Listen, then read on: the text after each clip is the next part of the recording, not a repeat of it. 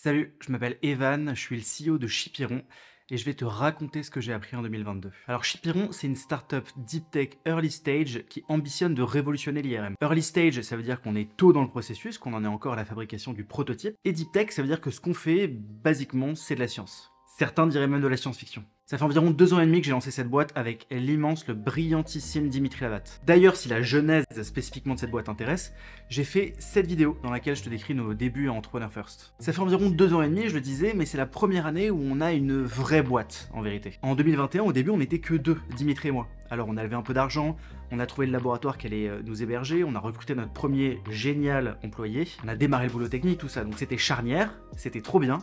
Mais tu vas voir, cette année, on est vraiment passé à un niveau supérieur. Et justement, pour pouvoir passer à ce niveau supérieur, j'ai dû apprendre tout un tas de choses et j'aimerais t'en raconter la synthèse. Si ce format te plaît, je t'invite à t'abonner, c'est la plus grande des récompenses que tu puisses me faire. En échange, je te promets de t'aider à devenir plus en paix, plus successful, plus aligné, et tout ça gratuitement. Si après ça t'hésites encore, je sais pas quoi faire. Alors juste rapidement, je vais te faire un tout petit topo sur pourquoi on fait ce qu'on est en train de faire.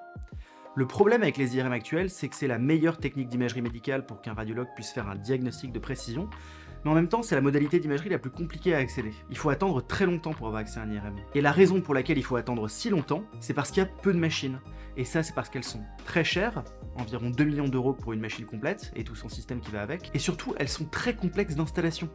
Pour donner une idée, c'est une machine qui est tellement grosse et elle peut pas se démonter qu'en fait pour la faire rentrer dans un hôpital, ça passe évidemment pas par les couloirs et par l'ascenseur, donc on est obligé de péter les murs d'un hôpital, prendre une grue, mettre l'IRM à l'intérieur, puis reconstruire l'hôpital derrière. Et c'est pour ça que parfois on entend qu'on ne met pas une IRM dans un hôpital, on construit un hôpital autour d'une IRM en fait. Voilà, c'est le niveau de débilité auquel on en est. Ce qui est intéressant en revanche, c'est que le prix élevé de la machine et sa complexité d'installation, c'est deux problèmes qui ont la même source, la même racine.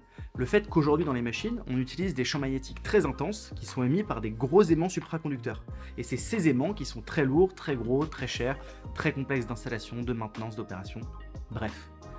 Tout vient des champs magnétiques intenses. Alors évidemment, c'est pas pour le plaisir que les constructeurs jusqu'à présent utilisent des champs magnétiques très intenses, c'est juste que c'est la seule méthode qu'on connaisse aujourd'hui pour faire des images de très grande qualité. Et justement, à Shipiron, ce qu'on cherche à faire, c'est de belles images malgré le recours à un champ magnétique très faible. Parce que si on y arrive, on n'a plus besoin des gros aimants supraconducteurs, qui génèrent le prix élevé de la machine, la complexité d'installation, etc. Et on se retrouverait très naturellement avec une machine qui serait petite, légère, très peu chère, pas de complexité d'installation, pourrait se brancher à une prise, quasiment s'utiliser chez le généraliste et surtout dans les 89% des pays en voie de développement qui aujourd'hui n'y ont pas du tout accès. Et donc pour réussir cette prouesse technologique de faire de belles images avec peu de signal, on est notamment connu pour avoir développé un nouveau système de détection basé sur des détecteurs quantiques qui est vraiment pour le coup extrêmement innovant. Bon, j'arrête mon laïus ici, mais si jamais tu es intéressé pour en savoir plus sur nos choix technologiques et comment est-ce qu'on construit cette machine, dis-le moi en commentaire et je me ferai un plaisir de faire une vidéo à ce sujet. Alors, dans les grandes lignes, Shipiron en 2022, qu'est-ce qu'on a fait?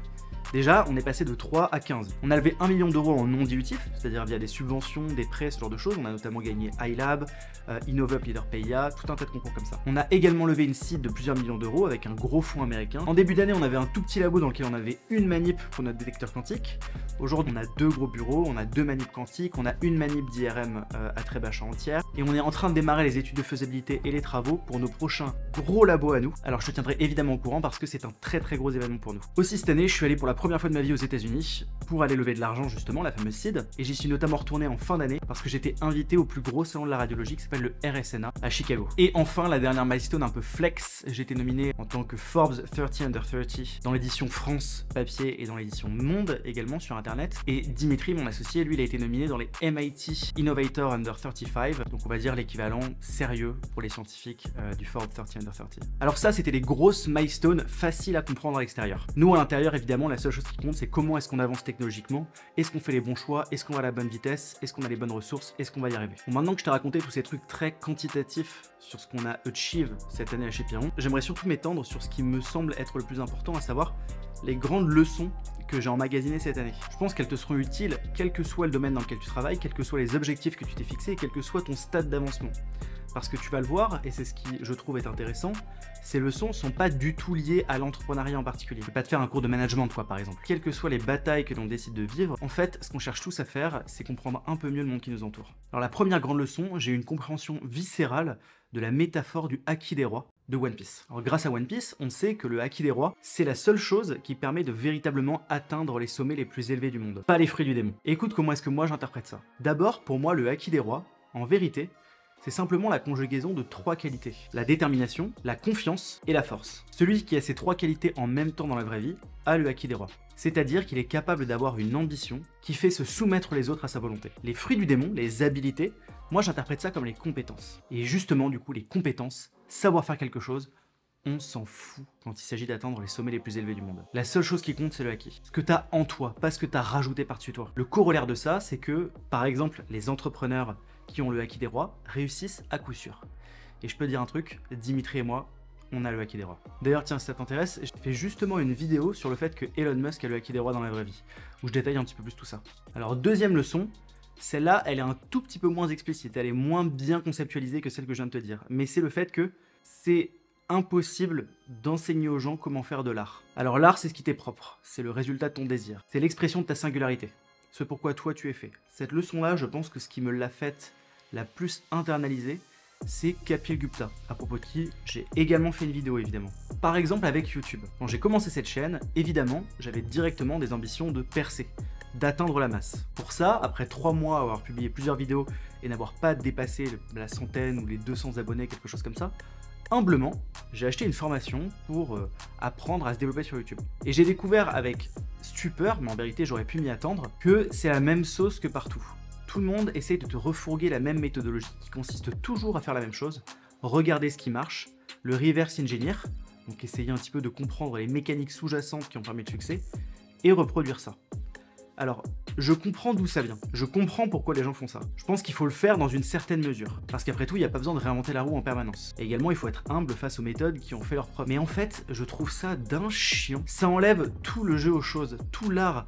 Ça empêche de développer quoi que ce soit. Et en fait, ce que je retire de ça, ça sonne très arrogant. Et c'est le futur qui va dire si j'avais raison ou tort. C'est qu'il y a 2 catégories dans la population. Il y a des gens qui sont très forts à faire cette reproduction analytique des choses. Donc c'est des gens qui probablement vont aller plus vite, vont avoir un certain succès en des temps relativement restreints, et c'est génial. Et de l'autre côté, il y a d'autres personnes qui, elles, ne peuvent pas suivre les sentiers battus, parce qu'ils veulent prendre du plaisir, parce qu'ils veulent réinventer les choses, et parce qu'ils veulent cultiver leur singularité. Et parmi cette population-là, il y a probablement la majeure partie qui va lamentablement échouer, et une petite promotion parmi laquelle se trouvent probablement les gens qui vont marquer leur ère. Alors troisième leçon, celle-là c'est la prudence. Alors t'es probablement pas passé à côté, le marché économique mondial a complètement tanké à la fin du premier quarter à peu près. J'ai d'ailleurs, là aussi, waouh quelle productivité, fait une vidéo à ce sujet. Mais avec le marché qui a crash, j'ai pu me rendre compte une fois de plus et viscéralement à quel point l'immense majorité des gens étaient bêtes et n'étaient dirigés, drivés que par le FOMO et la FUD. Alors le FOMO, c'est le Fear of Missing Out, la peur de manquer le truc quoi, de rater la grosse opportunité, le coup du siècle, etc. Et la FUD, c'est Fear, Uncertainty, Doubt.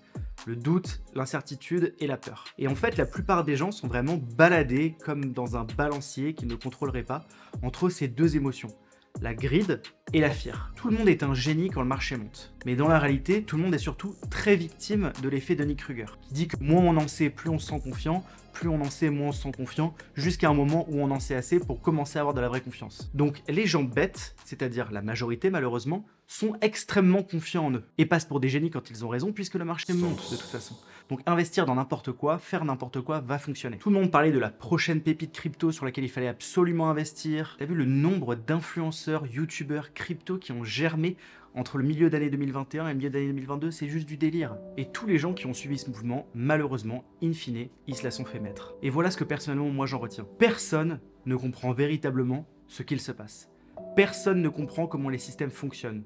Ceux qui ont des théories simplistes pour expliquer les choses, que ce soit la politique ou le mouvement des cryptos avec des graphes et des trucs et des machins, à part quelques rares individus, personne ne sait ce qu'il fait. Ils sont drivés par l'arrogance, et l'arrogance est toujours punie sur une fenêtre de temps suffisamment grande. Personnellement, par exemple, je suis toujours très méfiant avec les gens qui parlent de trucs obvious, triviaux. Comme par exemple en ce moment, AI, ça fait un peu hype à la Web3 ça non? Ça y est, tout le monde s'affole avec ChatGPT. November 30th of 2022, the world changed forever. Artificial intelligence or AI became accessible to the public for free through a tool called ChatGPT. ChatGPT, which stands for Generative Pre-trained Transformer. a robot you can talk to. T'as essayé ChatGPT? Mec, C'est ouf, hein. ça c'est le changement du monde en live. Hein. Moi, j'étais pas convaincu de ces théories de ouais, la plus grande menace pour l'humanité, c'est l'intelligence artificielle, etc. Je te jure, j'ai utilisé ce truc, j'étais là, waouh, on est dans la merde. Mais vous savez qui est-ce qui s'affole pas avec ChatGPT? Les experts de l'intelligence artificielle. Les gens qui ont construit cette IA. Warren Buffett et Charlie Munger ont raison une fois de plus. On doit se concentrer sur quelque chose qui crée véritablement de la valeur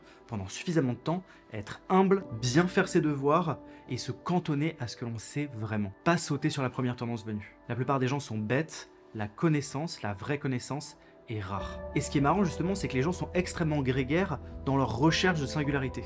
Tout le monde veut être spécial, tout le monde veut beaucoup réussir, tout le monde veut sa part du gâteau, mais personne n'est prêt à faire ce qu'il faut pour véritablement être un leader. Tu dois suivre ton désir propre pour avoir une chance non nulle de devenir une singularité qui réussit avec un grand R. De manière générale aussi sur cette note, un truc qui me fascine, c'est à quel point les gens veulent être capables de connecter les points entre les éléments. Les gens veulent pouvoir tirer des conclusions. Mais il n'y a souvent pas de conclusion, parce que les vérités sont très rares. La plupart du temps, les événements arrivent à cause d'une interaction très complexe entre plein d'individus, des systèmes que personne ne comprend, je le disais juste avant, pas parce qu'il y a certaines personnes qui tirent les ficelles, ni parce qu'il y aurait de grands plans. Toutes les conclusions, les explications a posteriori faciles, je m'en méfie terriblement. Et je prêche l'humilité à la lumière des événements. L'humilité de ne pas comprendre et l'humilité de revenir aux fondamentaux. Voilà pour les 3 enseignements. Alors pour certains c'était un tout petit peu diffus, mais en même temps c'est des sujets relativement complexes et assez compliqués à synthétiser en de belles phrases bien punchline. Je te laisse méditer là-dessus et me dire ce que t'en penses dans les commentaires. J'espère que t'en feras des armes qui t'accompagneront pour aller tuer des dragons. Aussi, merci beaucoup pour ton soutien cette année. Je reçois d'incroyables messages de remerciements à chaque vidéo et ça me fait extrêmement chaud au cœur. Je lis tous tes commentaires et même si je prends un petit peu de temps parfois, je réponds à tous aussi. Merci pour 2022, I look forward to 2023. On se voit très bientôt.